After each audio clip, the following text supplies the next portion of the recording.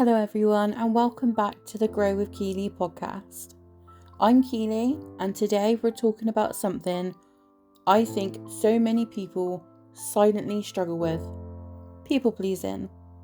Not just being kind, not just caring, not just being supportive, but the kind of people pleasing that slowly drains you. The kind where you say yes when your whole body wants to say no. The kind where you overthink upsetting people. The kind where you carry everyone else emotionally while quietly burning yourself out. And honestly, a lot of people don't even realise they're doing it. Because somewhere along the way, people pleasing started feeling normal. So today, we're going to unpack what people pleasing actually looks like, where it can come from, the emotional impact it has, signs you may be stuck in it, why boundaries feel so hard, and how you can slowly begin reconnecting with yourself again.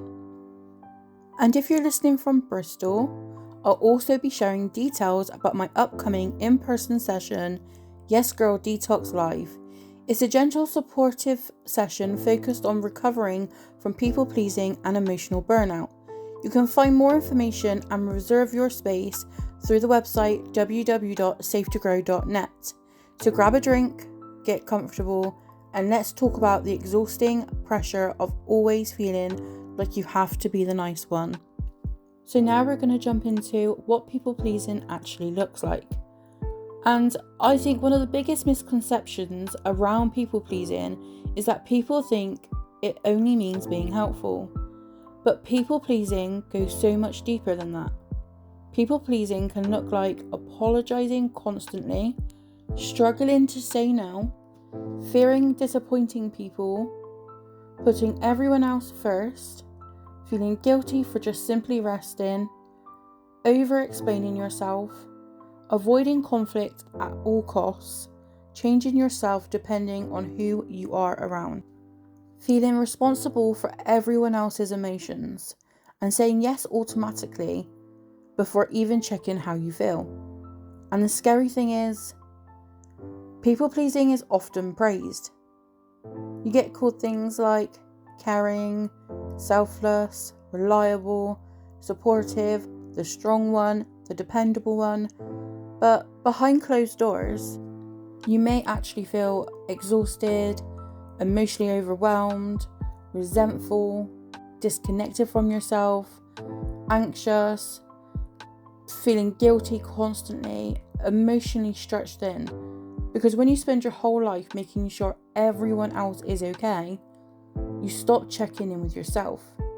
And I think so many people listening right now are probably thinking, oh my God, this is me. Some of you might even be asking yourself, where does my people pleasing actually come from? So people pleasing doesn't usually appear out of nowhere. A lot of the time it develops as a survival response. For some people, they grow up around conflict, unstable environments, emotionally unpredictable adults, criticism, rejection, pressure to keep the peace. So they learned, if I keep everyone happy, things stay calmer. Some people learned they had to earn love, earn approval, earn safety, and earn acceptance. Others become the emotional caretaker very young. They become the fixer, the peacemaker, the mature one, the emotional support system. And after years of doing that, you can start feeling responsible for absolutely everything. Even other adults' emotions, even things that were never yours to carry. And something I really want to say today, and which is really important for you all to know, is that people pleasing is not weakness. It's often a pattern built from survival. But survival patterns that once protected you can eventually begin hurting you. I think one of the hardest parts of people pleasing is the emotional exhaustion that comes with it. Because people pleasers often feel like they have to always reply, always help, always show up, always fix things, always explain themselves, Always be understanding, even when they're running on empty. And the moment they try to pull back, the guilt kicks in. You know, that horrible feeling of, what if they're upset? What if they think I'm selfish? What if I disappoint them? What if they stopped liking me? So instead of resting, you keep giving. And eventually you can become emotionally burnt out. Not because you're weak, but because you were never meant to carry everyone all the time. I think a lot of people pleasers also struggle because they've become so used to being needed that they almost lose touch with who they are outside of helping others. And that can feel really confusing, because sometimes when you finally stop and ask yourself, what do I actually want? You genuinely don't know, and that can be really emotional. So now let's talk about boundaries, because I know people hear the word boundaries all the time online. But when you're a people pleaser, boundaries can feel terrifying, because boundaries can trigger guilt, fear, anxiety, overthinking, panic about how people will react. A lot of people think boundaries have to sound harsh, but they don't. Boundaries can actually sound like, I can't commit to that right now. I need some time to think about it. I'm not available this evening. I need some rest. I can't take that on at the moment. I appreciate you asking me. You do not have to over-explain every boundary. And something people pleasers really struggle with is understanding this. Other people being disappointed does not automatically mean you've done something wrong. I'm going to say that again because I think someone listening really needs to hear this. Other people being disappointed does not automatically mean you've done something wrong. Sometimes boundaries simply reveal who benefited from you having none. And honestly, that can be a really painful realization. So now let's address the overthinking that comes with people pleasing. And quite often, people pleasing and overthinking often go hand in hand, because people pleasers spend so much time worrying about tones of voices, reactions, upsetting people, seeming rude, conflict, rejection, and being misunderstood. So even a tiny situation becomes emotionally exhausting. So with the overthinking and the people pleasing, you might find yourself rereading messages repeatedly, panic after saying the word no, over-analysing facial expressions, feeling anxious if someone replies differently, replaying conversations in your head, and feel responsible for fixing tensions.